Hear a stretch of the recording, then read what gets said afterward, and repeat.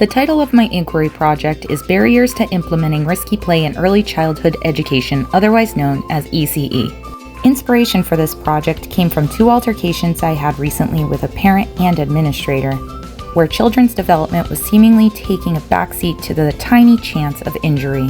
I read the book Balanced and Barefoot by Angela Hanscom, an occupational therapist who advocates for more unstructured, risky types of play for young children. The questions I narrowed in were, what are the apprehensions of educators when it comes to risky play in ECE? Why is risky play important to young children? And are rules and regulations hindering child development? Risky play can be defined as thrilling and exciting forms of physical play that involve uncertainty and a risk of physical injury. The overall purpose of my inquiry was to find out what teachers thought about giving the children an opportunity for risky play in the ECE environments. I developed a survey which explained what risky play was, then went into scenarios where the participants were asked to rate on a scale of 1 to 5 how likely they were to let children play under those circumstances. 1 month they would let kids do it always, 3 was more situational, and 5 was absolutely no way they would ever let them do that. This was meant to focus on children aging from birth through 5 years old. Finally, we ended with some discussion questions meant to analyze their perceptions and the whys behind them. The survey was given in an interview format. I interviewed 11 early educators who worked between 2 ECE programs in central Vermont. Their education, age, and experience were represented in a number of areas, ranging from folks who had just started to those who had degrees and those who had been doing this for 20 years. At first, there seemed to be no relationships, as no one really answered predictably depending on the aforementioned qualities, but 3 themes did emerge.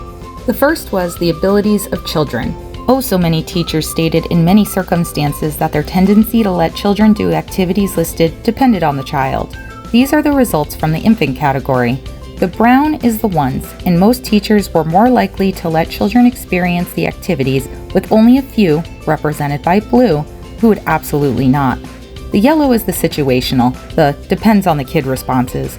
Of course, children develop differently, especially at these young ages. If a teacher is more familiar with a child's abilities, then they are able to do the activity. Many teachers stated they would be okay with it. The second theme was fear from rules and regulations. In Vermont and most places, there are regulations centers must follow. There are also some rules which come from administrators based on policies relating to liabilities. All teachers want to keep kids safe, but children are still prone to hurting themselves. Many teachers not only feared repercussions from the state, but also did not want to get in trouble with administration. Many also mentioned worry about families and how they react when their child gets injured. The third theme was personal experiences.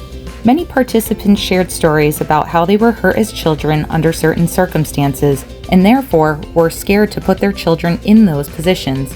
Additionally, what teachers learned from others, like in school or other work positions, was something they carried with them.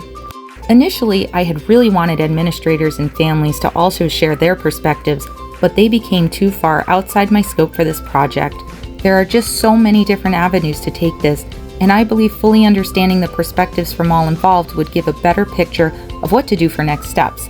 Those next steps being allowing more types of risky play in ECE environments for the sake of their development. A couple things became very clear from this inquiry, including how much teachers actually supported this type of play. The problem is how to implement it in ways that meet the regulations, meet the standards of administrators, and also don't put any more undue stress on teachers. Professional development relating to risky play would greatly benefit all areas, especially when taught to not just teachers, but also administrations and parents.